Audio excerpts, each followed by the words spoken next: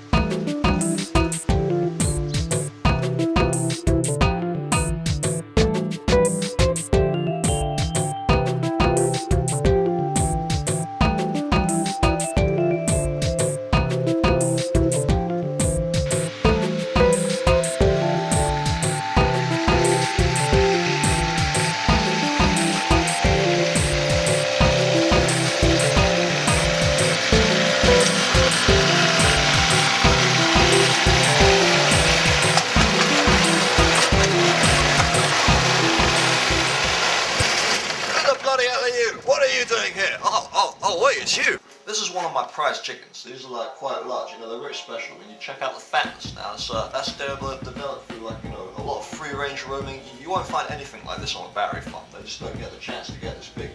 Now your prime chicken shops, they'll buy these. Now if you've got quite a small scale operation, you might use 15 of these babies a day, but the big successful chicken shops, like the kind you find in Brixton and Norwood, those guys are really good customers. They'll take 30 of these off us every day. People seem to love the chicken. Alright, these chickens over here are little browns. Now there's the odd white one that's got it, but they're escapees. The problem with free range is you can't really segregate your animals. They just tend to blend and mix as they go around. Now the chickens you see here, we'll use to make nuggets, and we'll also use, sometimes people will ask us for chicken patties. Now when we make those, it's quite a complicated process. See, your stage one is that you have to find about 6 to 10 decent sized chickens like these. Then you get a large wooden plank. You nail them to the plank. Find your tractor that's got to have nice wide tyres. Small tyres won't work. You've got to have quite a bit of weight too. Now you line it up straight with the plank, drive over all the chickens, reverse, repeat that step until you've got a nice chickeny mush.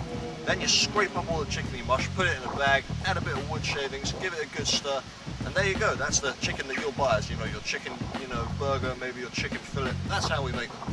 Best in the world. Right, this is the technique we use to round up these things. They're quite stupid animals. So all you have to do is, chase them down. So you trap them. When you've got them in a nice little area like this, you just get yourself a nice hefty stick, preferably 3 feet long, with a decent bit of weight to it, and you run up and smack them in the head.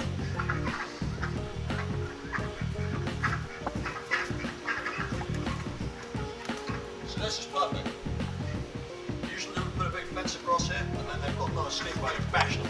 See, we've already clipped the other side of their wings, so they couldn't fly even if they wanted to. It's great.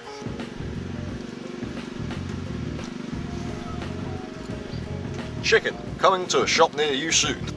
When we originally took over this farm, you know, it used to be a Barry area, and the shed we're standing in right now, this is a relic of Barry farming. Now, as you can see, it's quite spacious. Now, what you would have had back in the day when this was a Barry farm, your big rows and rows of cages stacked on top of each other. You know, you'd have like 15 cages high, about 60 cages across, and these would be full of chickens, and the chicken would probably have about, it'd be in a box this sort of size. That would be the only movement it ever got in its life. We'd stick it in there when it was a chick, you know, they'd shit on each other. It was generally not very pleasant. This is why Barry farming is quite bad. It just gives you really, really low quality meat. I mean, as you can see when I took you out earlier, our chickens have, you know, acres to roam around in each. You know, we like to make sure that they have a good life. Most Barry farm chickens get fed on plain corn. We thought that was wrong, and we found out through rigorous testing that corn mixed by Swedish virgins with caviar stayed in, you know, that seems to work really well. The chickens really like that, and it gives a high quality meat. We got this by the response, you know, we worked it out because the chickens we were selling like that were selling like hotcakes. We were having trouble shifting our other chickens. People just didn't want them anymore, so we stuck with this. But then we found out, you know, we had a little bit of a complaint. The chickens formed a union, so we had to give them benefits, man. So, you know, our chickens, they have like a full benefit package. We let them live for a year instead of just like, you know, 6 months. They can like, you know, go on holiday to France, you know, every 2 weeks. They enjoy this, you know, this way they get a lot of sun. You know, the pleasure of a chicken's life helps give the quality of the meat. If the chicken gets stressed, anything like that, it's not too good. So, you know, especially when it comes to the killing, we like to feed them Absinthe soaked corn, because this, you know, bevies them up a bit, and they don't get stressed when we herd them into a corner and then club them on the head with a stick. Well, I've had enough of this farm for today. I think I'd better leave before I start having sex with the sheep.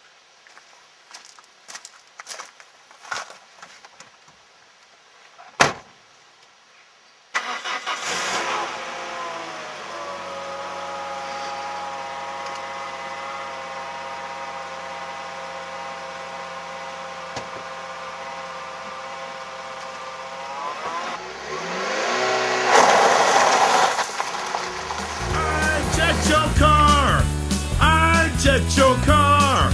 I checked your car. I checked your car.